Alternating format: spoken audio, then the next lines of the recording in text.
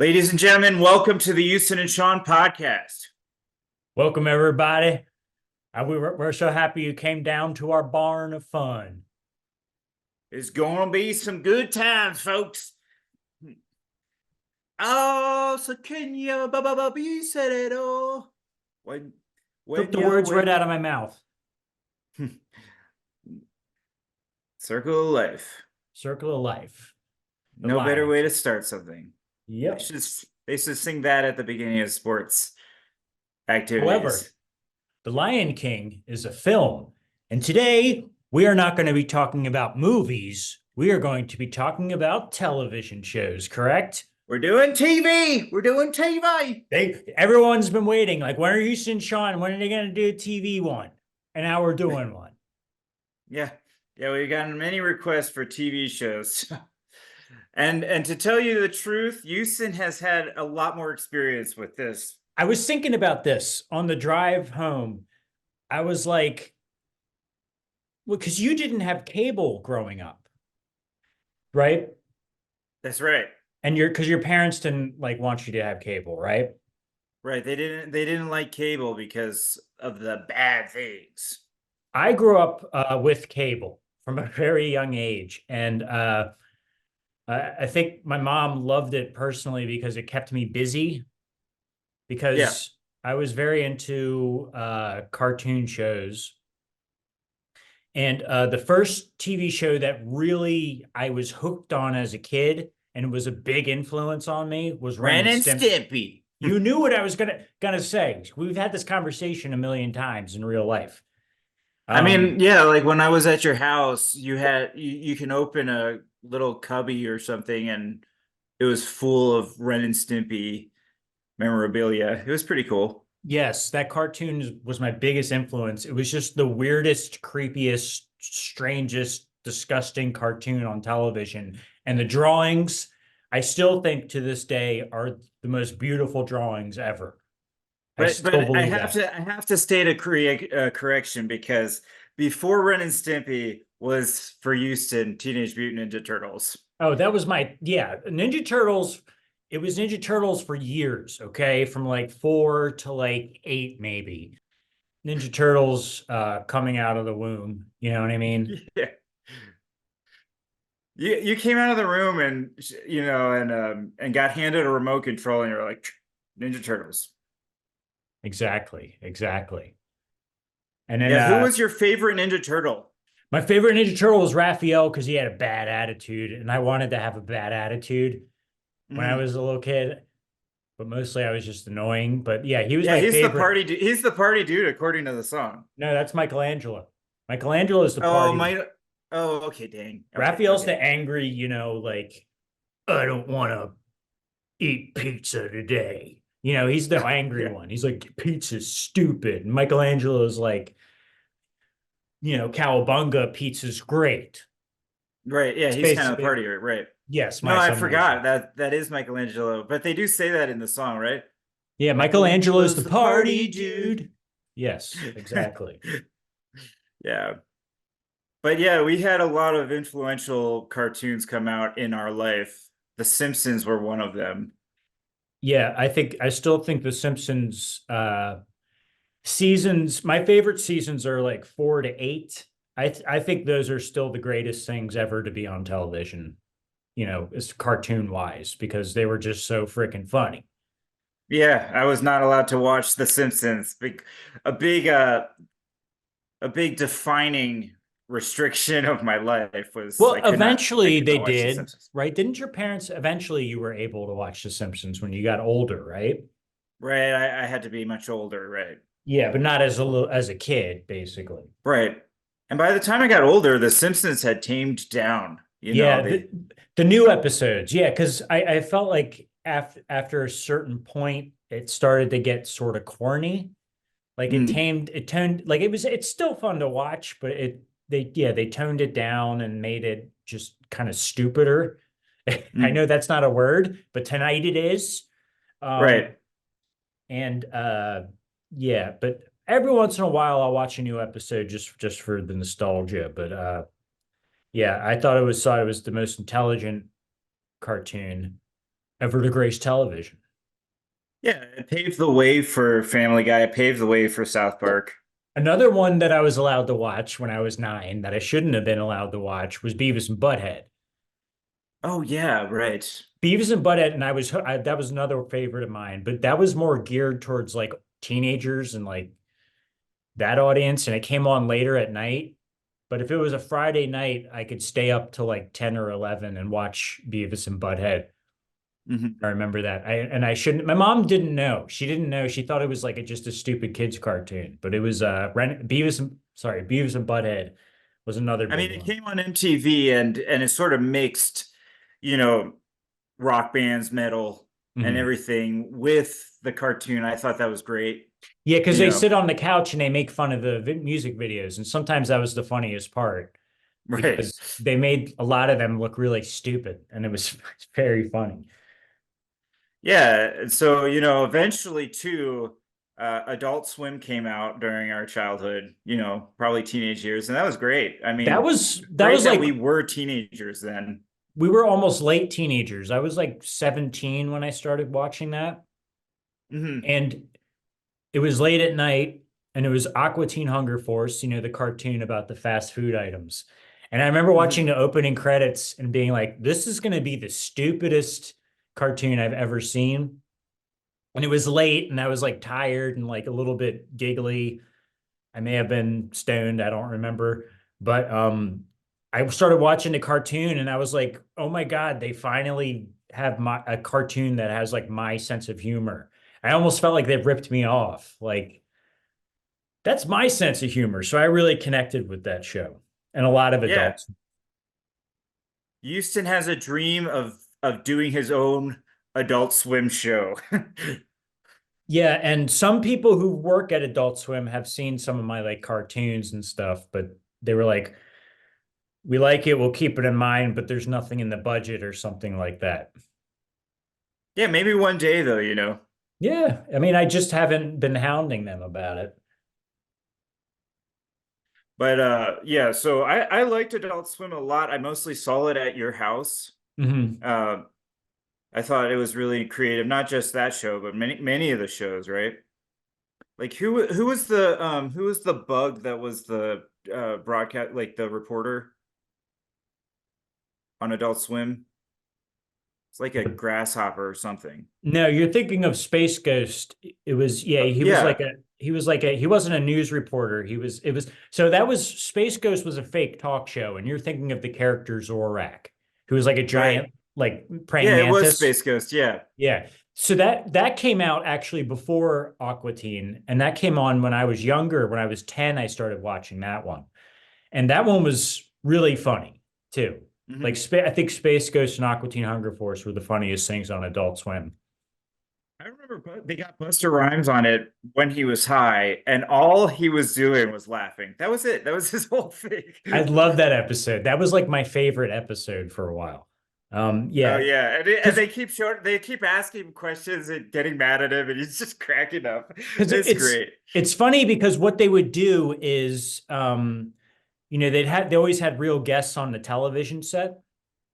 But what they would do is they would film the actors, like the guests, separately, and they would take their interviews and edit them out of context and make them look like they're being obnoxious or make them look like they're saying things they're really not.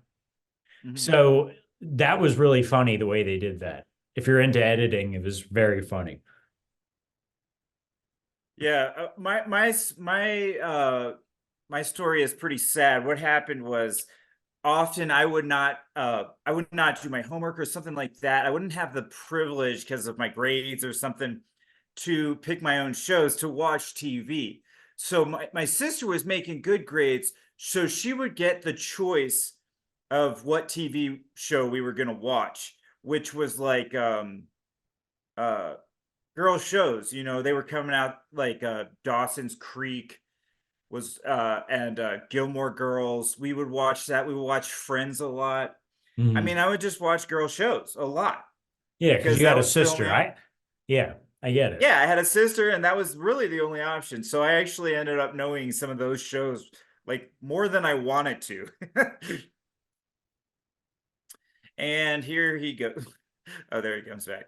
Well, Friends was a very popular show, and I never watched. But Insanely big show for sure. so Yeah.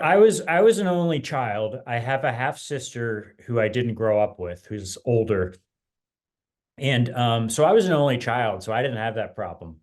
I'm just telling you that, like to brag a little bit. Right. Right. Yeah. Yeah. It sucked. I didn't have a sibling. I always I wanted mean, a little brother. yep. Yep. No, I had a sister. At least she was there so I could watch something. But so what else? Yeah. Seinfeld was also a really big show while we were growing up. It was also sort of like adult humor. So I don't know. Did you watch Seinfeld ever? I watched it. My parents were very big into it. My mom and my stepdad used to watch it almost every night. So I would like Hmm. watch it, and I didn't quite get the jokes at first until I got a little bit Yeah. older. But yeah, so I watched that all the time. I think I've seen the whole series at some point, through the years. I still watch it if it comes on. I still think it's very funny. It is a funny show. I mean, Seinfeld, I think, came up with his own ideas and had a good idea to make the characters that he was with like very important. You know, like George Costanza. I mean, that guy. I mean, just in general, portrays a pretty lame guy like George. Yeah, and But I've he made him so there, like such an important role that you sort of like got attached to George, and. yeah, and I mean he's just a pathetic like character. And I've met a lot of people that are like George Costanza in my life.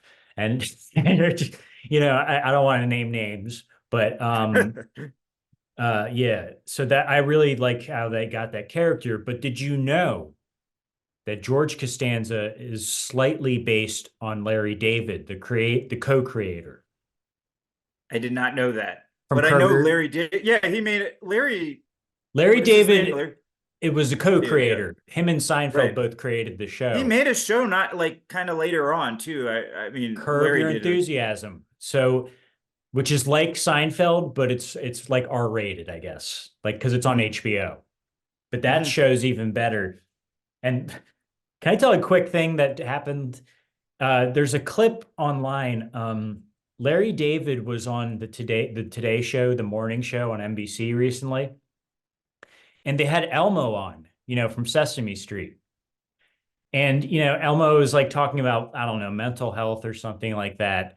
And Larry David was in the studio because they had been interviewing him earlier in the day.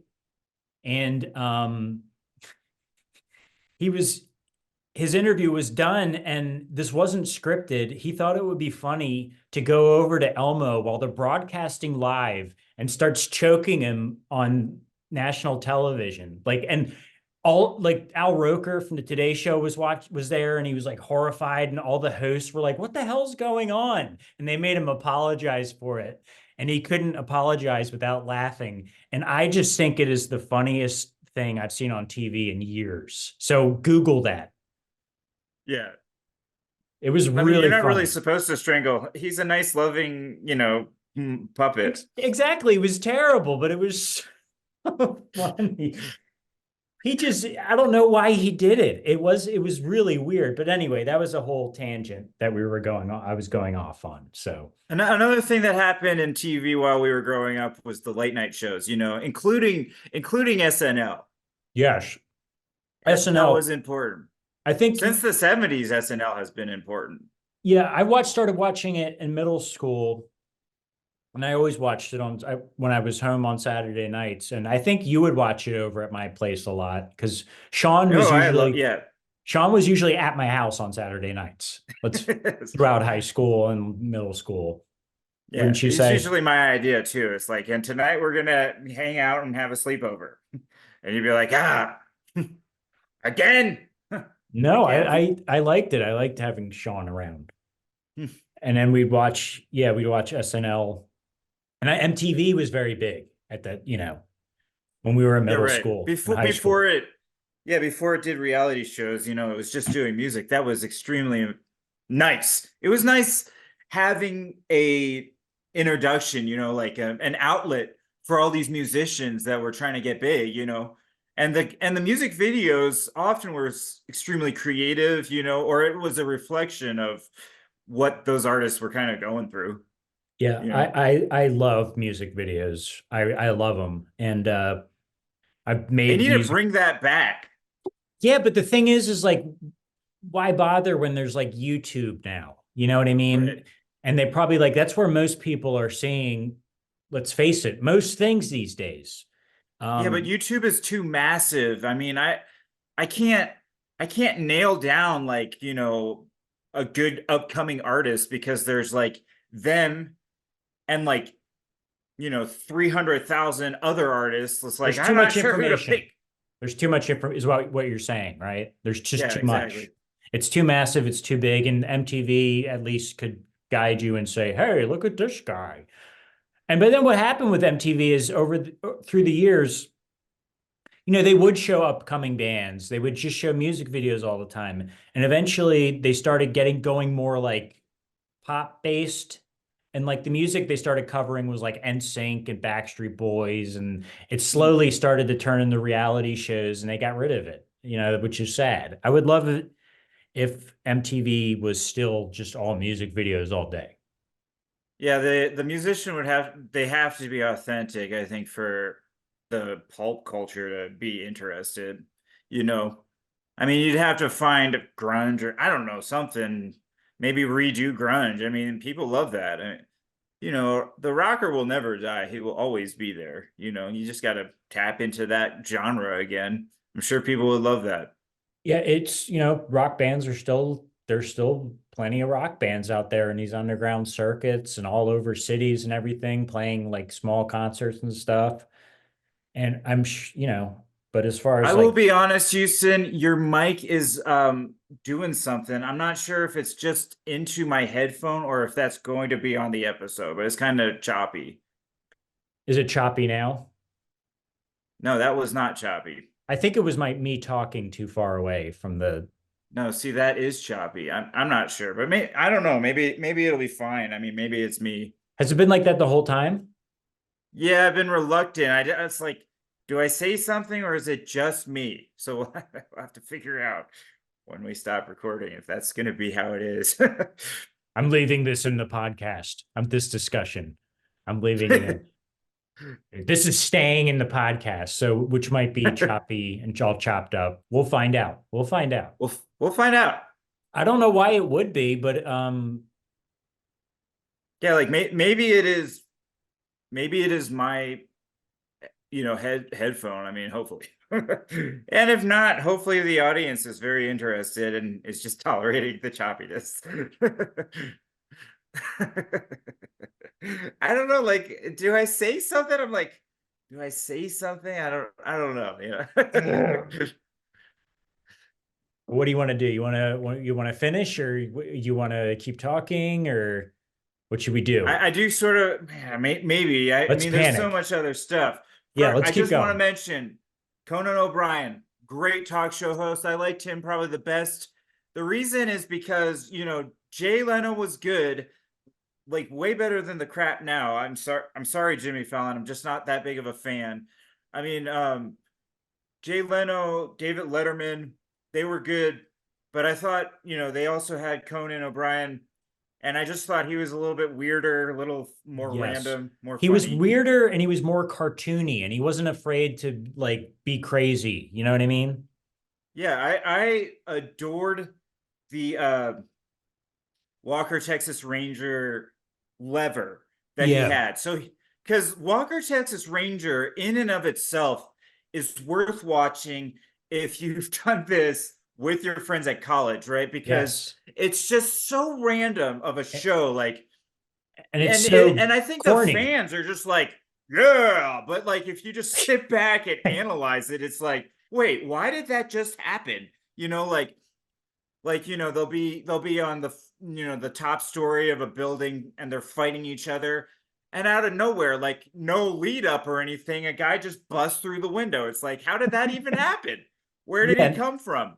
And Conan would take the best clips from it, and just out of context, it was even funnier. He'd pull the Oh, lever I and loved it. One of my favorites that he did was about, they were doing like kung fu warm-ups, the guys that were about to fight, and the bad guy was just like he after his warm-up just gets smacked with a paddle because they were at like a lake area, and just a paddle from a rowboat comes and smacks him in the face. And Conan's like, does he have no peripheral vision? The guy must have just been standing like right there. that's great. That's great. I loved his humor. I loved when he went out in public and he was picking on guys like at the Canadian border or just like on the streets, like, and they and Conan even had though the you best when he would go out on the streets. He was at his best. Like when he I was love out, like that. harassing people and being an idiot out in public. Those were the best. Did you ever see Conan Goes to Italy? No. It's somewhat more recent, and it's a trip he goes on with his assistant Jordan Schlansky, Hmm. and you should really watch it if you have streaming it. I think I don't know where it is now, but it's Conan Goes to Italy, and it's just an Yeah, hour. It's an hour-long special of just him in Italy with this friend, and it's really funny. I'll check it out. The thing about streaming with TV, it has changed TV shows, right? They have kind of become movies, but much longer of movies because if you tap into them after they're finished, you can binge watch, and that's a big thing, And that binge started watching. that started with uh as far as like great TV shows that feel like movies, with my favorite television show of all time, The Sopranos. Was what? The The Sopranos. Yes, yes. I didn't watch it a lot, but I mean, making You that show was need great. you need to watch it from beginning to end. Season 1 to season 6, I guarantee you will agree with me. It's the greatest show ever. I'll check it out. I mean, I'm watching Blacklist right now, and I bet Blacklist and the one about the meth. What's the one about the meth? That all Breaking came from Bad. yeah, that Breaking came from The Sopranos. I mean, it really did, right? The Sopranos started that. The Sopranos is a show that changed television into something where it's like, oh, TV can be like good, because Right. like movie people look down on television. They were like, that's trash. And that's where it started. Like, yeah, like Breaking Bad came from that, which is another of my top 5 TV shows. Um, but yeah, like all the great shows that are out, like owe a lot to The Sopranos. Absolutely. Yeah. I gotta watch it. Yeah, I check don't it even out. know if I've seen a single, maybe I've seen it, but I think I've seen it with you. I mean, I don't know if I've Yeah, like I've seen watched it every with you. episode of The Sopranos at least 20 times, which is pathetic. My cousin and I, when we were both living in Media, Pennsylvania, would when in our early 20s would stay up and and drink all night and watch The Sopranos over and over and over. It was it's like and you wouldn't remember half of it, and you'd have to watch the episodes again. But yeah, we'd binge watch it. But yeah, that was a total tangent. Yeah.